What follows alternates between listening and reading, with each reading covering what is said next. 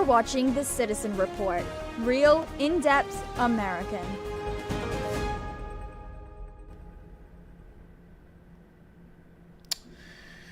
Welcome to the Citizen Report. I'm Jonathan Shannon. Thank you for joining me tonight. As always, this newscast is real, in-depth American, and it's always good to be back here with you. Thank you so much for joining me.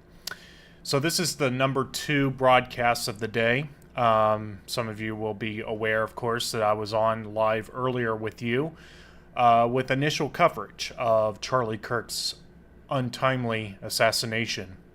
Now, in the last little while, President Trump has put out a video statement to the American people addressing more at length the passing of Charlie Kirk. And I thought it appropriate to come on with a special report and present that to my audience. And before I do so, according to Fox News, and let me just refresh the page to be absolutely certain that this is correct information as of, currently, that is. As of now, there is no one in custody that is thought to have actually committed the assassination. So with that said, I'm going to go ahead and play the President Trump speech from earlier tonight. This took place in the Oval Office some time ago. I'm not absolutely certain as to when it took place, but that it looks like, judging by the background, it was recorded sometime probably before 8 p.m. this evening, so Eastern time, since it was still sunlight there in Washington. So without further ado, I'm going to play this for you, and I'll come back and have more to say after that. So let me just dissolve this, and here we go. To my great fellow. Well, as they say in live TV, you never quite know what's going to happen. So let me refresh the page and try this again. My apologies. And hopefully it works this time. Here we go. To my great fellow Americans, I am filled with grief and anger at the heinous assassination of Charlie Kirk on a college campus in Utah.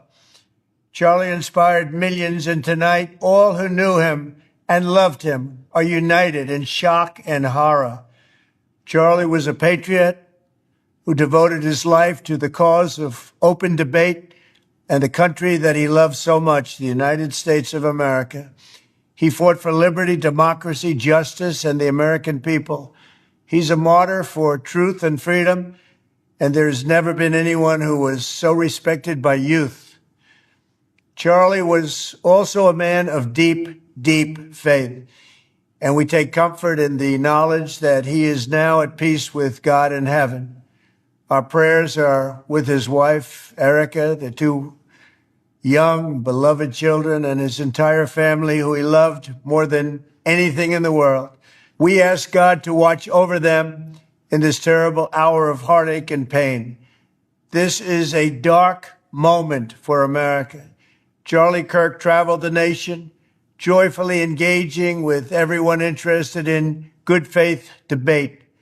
His mission was to bring young people into the political process, which he did better than anybody ever, to share his love of country and to spread the simple words of common sense.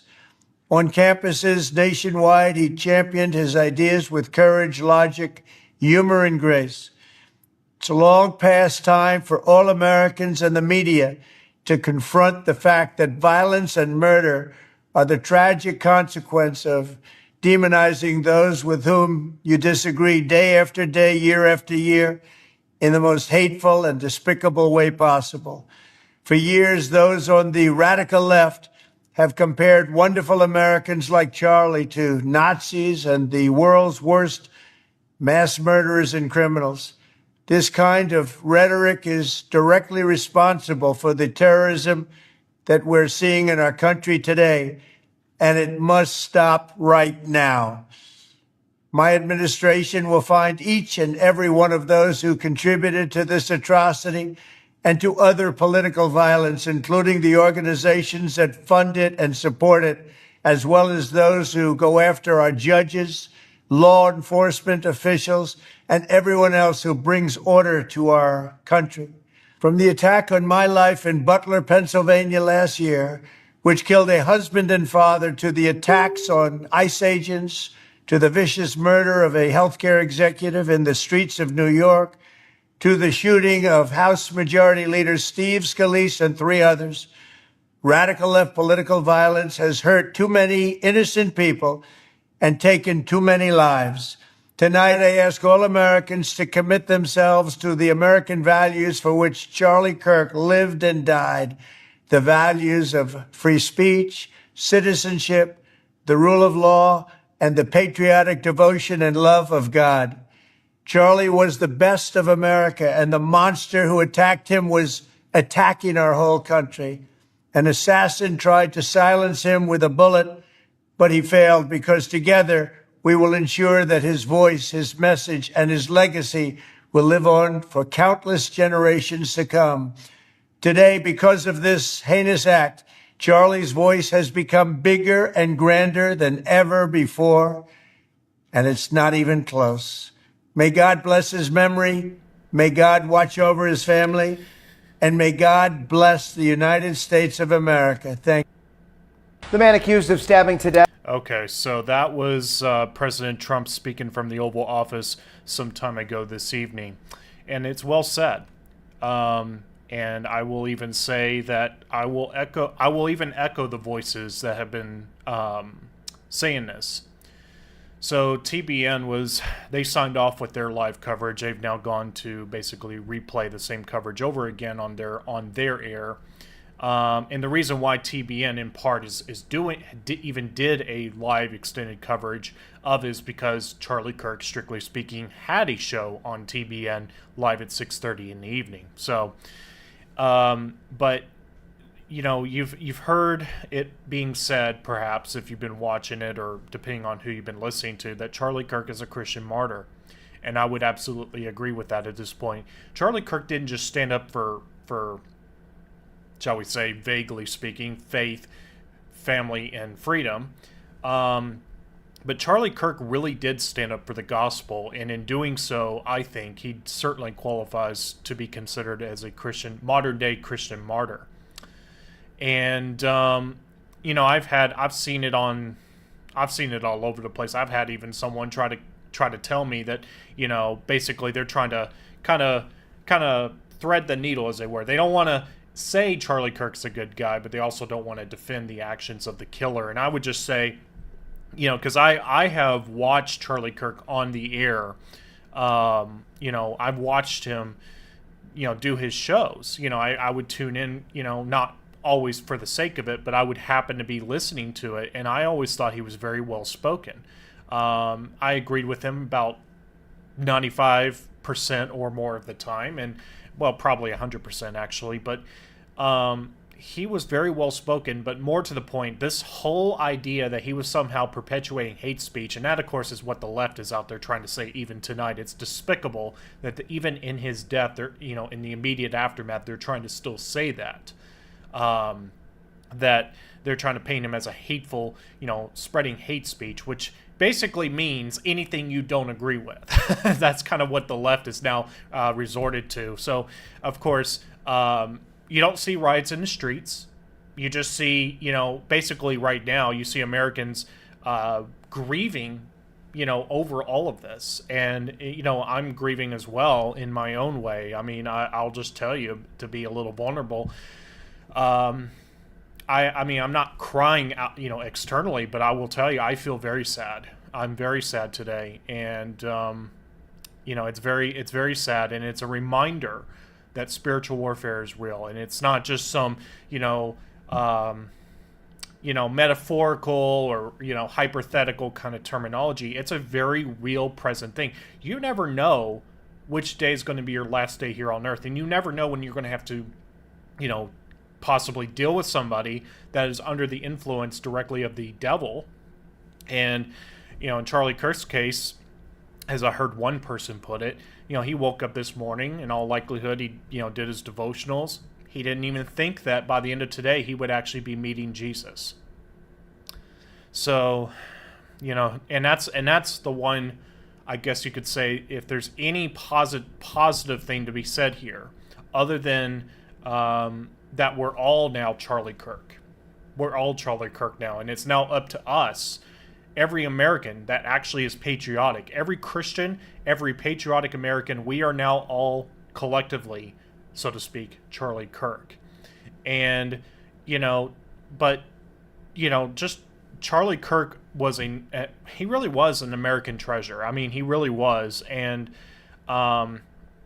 he was always, and like I said earlier, and I'll just say this and I'll probably wrap up, but he always spoke the truth, but he also spoke it with, having, might I say, an upbeat attitude, or, that may not be the best way to put it, but basically, he wasn't always just doom and gloom. He told you the truth, but he did it in such a way that you still feel uplifted, because actually you weren't just, of course, speaking to Charlie, you weren't just listening, I should say, to Charlie Kirk, but you were, he was so influenced by the Holy Spirit. He was allowing God to really use him, that I think it really just showed through those gifts that God gave him. He took it and ran with it. He started, as I understand, Turning Point USA when he was 18, or he certainly started out on his long road of, what he would do. He would go to college, university campuses. And I'll just say this too, just came back to me that, if you really think about it, colleges and universities overwhelmingly are skewed towards the left. So for someone like Charlie Kirk to come there, he would be painted as hate speech because, of course, it's, they're just trying to, that's the catch-all phrase that they use for him, which is insane, but in of itself, and it's spiritual warfare at that too. But he would go there, and basically he would do the very thing that many conservatives, at least back then, would just not even think to do, really. I mean, you had the likes of Steven Crowder as well, but Steven Crowder approached it more from a comedic standpoint. But he's well spoken. I'm not negating anything that Steven Crowder's did, but I think it was really Charlie Kirk that was really at the tip of the spear, as it were, with college campuses, with speaking on, that there's other values other than, this leftist Marxist,